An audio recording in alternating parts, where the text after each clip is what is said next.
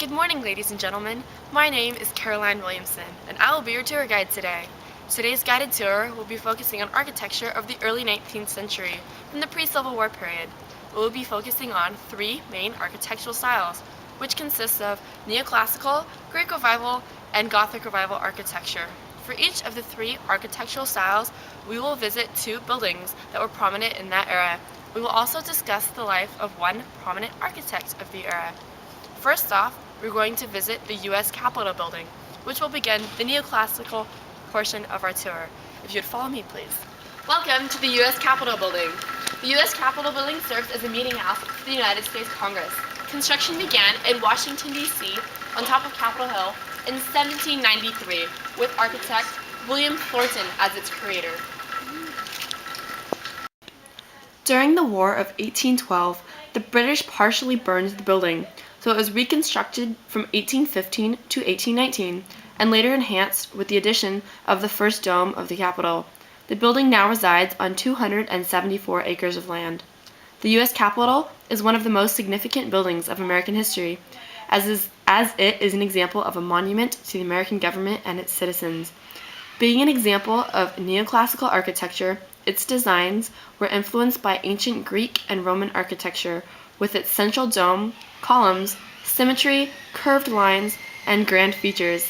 Since the Roman Empire had been very powerful and successful in governing its people, America borrowed its architectural designs, hoping to convey that same sense of power and unity. This displays the nationalistic ideal of building a strong and triumphant nation, and the romantic ideal of displaying American pride. Our next stop is the University of Virginia. The University of Virginia was founded by Thomas Jefferson and established in 1819. The University of Virginia is a public research facility and was the first educational institution in the United States to feature specific fields such as astronomy and philosophy. Hey, look, it's a park! Miss, wait, come back!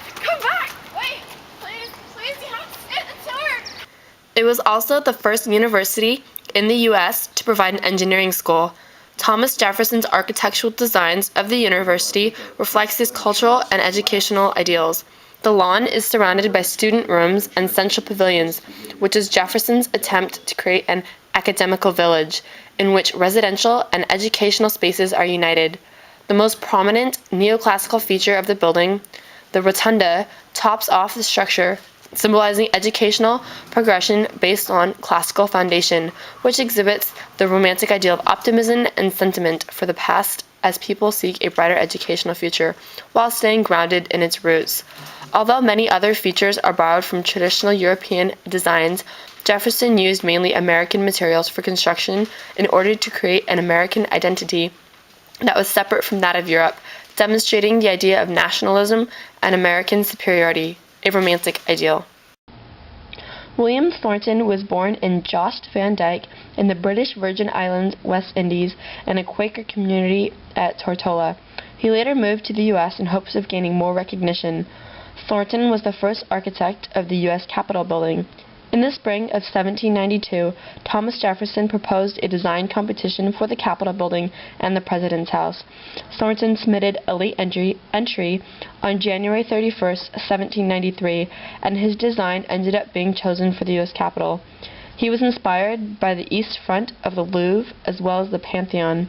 Although other architects later came in the picture to construct the Capitol, they used his design as a basis of for the architectural features of the building. Our next location is the Thompson Bank. The Thompson Bank was built in 1835 in Thompson, Connecticut. In 1863, it was moved to its new location in Old Sturbridge Village. It was designed in the Greek Revival style after many of the other buildings of its time. Its Old Sturbridge Village location in New England placed it where it, among other commercial banks, helped the economy grow greatly. The bank's four pillars, a sign of Greek revival, reflect the romantic theme of connecting to the beautiful and unusual aspects of the past. Saying also that Greek architecture was incorporated into a bank, the architecture also celebrates national life and a character by emphasizing the strength of its economy. Our next stop is the Samuel Russell House. If you'd please follow me.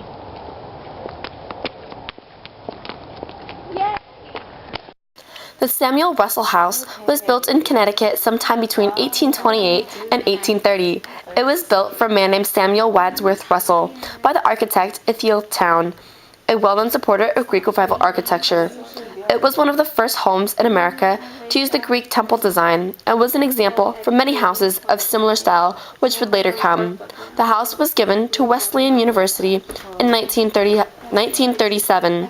This house, which features the Greek temple design and the 6 Corinthian columns on the front, was one of the greatest examples of Greek Revival architecture in the Northeast during this time period. By focusing on Greek architecture, it captures the picturesque and striking aspects of the past, one of the trends commonly found in the Romantic era. It brings the history of ancient Greece into the 19th century.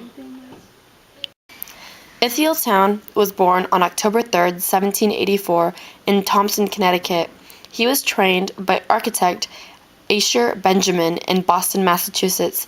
He began his professional career with the Asa Gray House in 1810.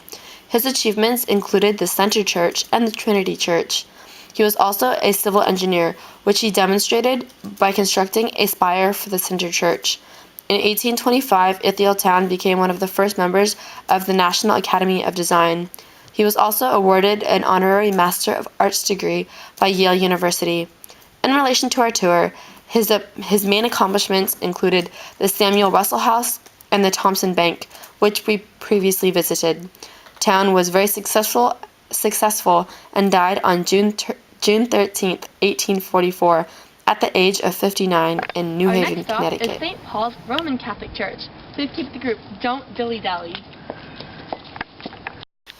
Richard Upjohn, an English-born American architect who is best known for his Gothic Revival churches, designed and finished St. Paul's Episcopal Cathedral by 1851.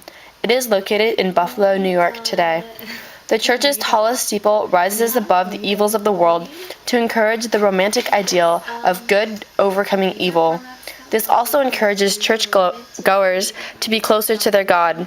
The Gothic Revival theme was to bring back medievalism in contrast to the Greco-Roman classicism of the era. Features of the church which supported this change included pointed arches, hood molds, and eaves. Our last stop is St. Anne's Roman Catholic Church. After we visit St. Anne's, you'll be free to visit the lobby for more information or visit our gift shop. Our seasonal item is children's masks of our architects with realistic beards. St. Anne's Church was founded in 1858 in Buffalo, New York. It became one of the largest parishes in the United States by the late 1800s. This church, St. Anne's Roman Catholic Church, was finished on May 16, 1886, and is still being used for worship today. The Gothic Revival architecture of St. Anne's Roman Catholic Church is reflected in its high towers, steep roofs, decorative windows, hood molds, eaves, pointed arches, and other details of the church. This Gothic Revival architecture of the church displays the romantic ideal of encouraging imagination in the human spirit. The steep roofs and pointed arches point heavenward to the unknown, drawing people closer to their God. The architecture brought back medievalism in contrast to Greco-Roman classicism at the time. Richard Upjohn was an English-born American architect. In his hometown, Shaftesbury, England, he studied to become a builder and a cabinet maker. In 1829, he and his family moved to New Bedford, Massachusetts. In 1833, he later moved to Boston, where he designed architecture. He and 13 other architects co-founded the American Institute of Architects on February 23, 1857.